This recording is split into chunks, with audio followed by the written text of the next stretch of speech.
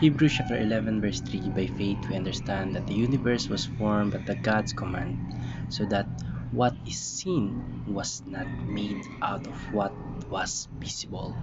So yun, pinagsabihan na natin yung dalawang devotion in just one day kasi magiging busy tayo mamaya, so baka mawalan tayo ng oras for this devotion, kaya kailangan na nating i-prioritize. So, mabalik tayo sa ating tatalakayin. Magandang araw ang tatalakayin pa natin ngayong araw sa daily devotion na yung positional apologetics.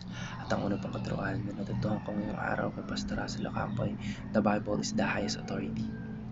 Yung ating understanding po sa pinagmulan ng lahat ng bagay ay hindi lang based sa science o human reasoning o sa human logic, kundi dapat sa pananampalataya sa salita ng ating Panginoong Diyos.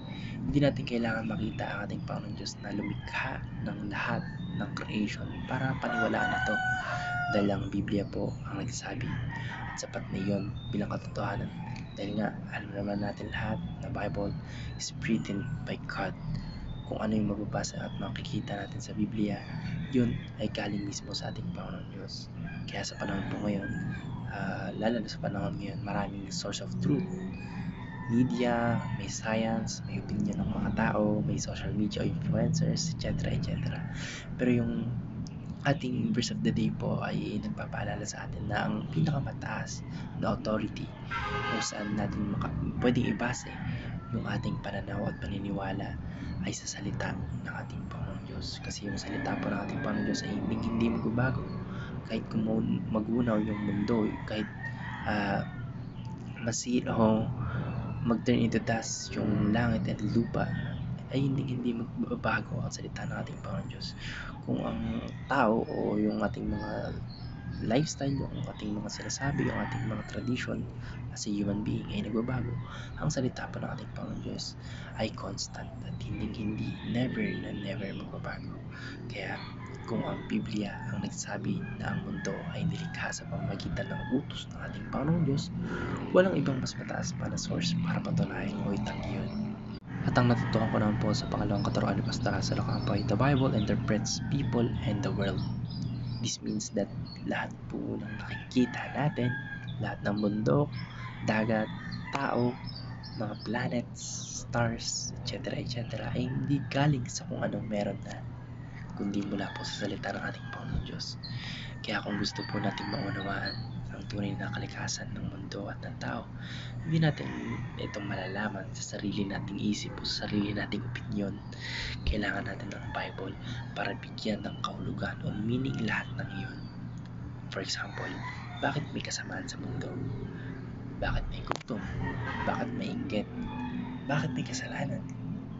Hindi mo yun maiintindihan kung wala kang biblical lens, kung hindi ka nagbabasa ng Bible, kung magre-rely ka lang sa human reasoning para malaman po lahat ng yun o para malaman lahat ng mga tanong na nabubuo sa ating mga utak o sa ating mga kaisipan, ay kailangan natin ng salita ng ating Panginoong Diyos. Malalaman natin na ang tao ay nahulog sa kasalanan at kaya natin nakita ang brokenness sa paligid.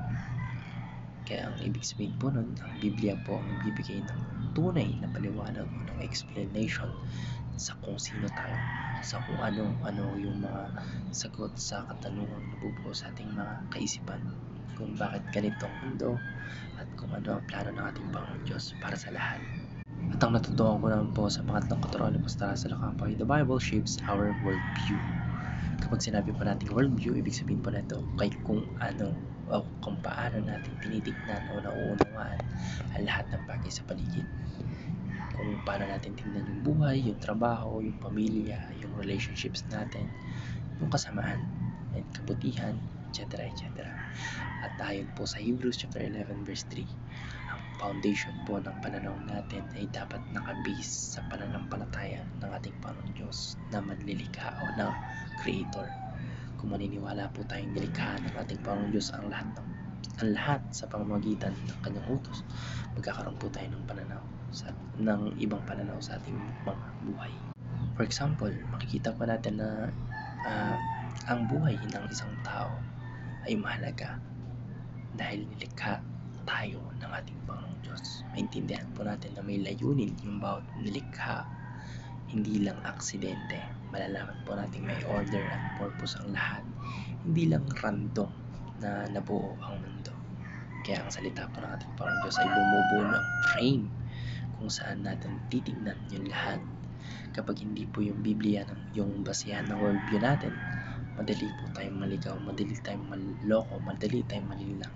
Pero kung ang pananampalataya natin ay nakaugat sa salita ng ating Panginoong Diyos, matatag po yung pananaw natin o yung foundation ng ating faith o ng ating belief sa lahat ng bagay o sa kahit anong aspeto ng buhay. May direction, may pag-asa, at may katotohanan hindi matitinag. So read and understand the Bible, but before reading that, pray or the guidance of the Holy Spirit. Yun naman po. Maraming salamat and God bless. Amen.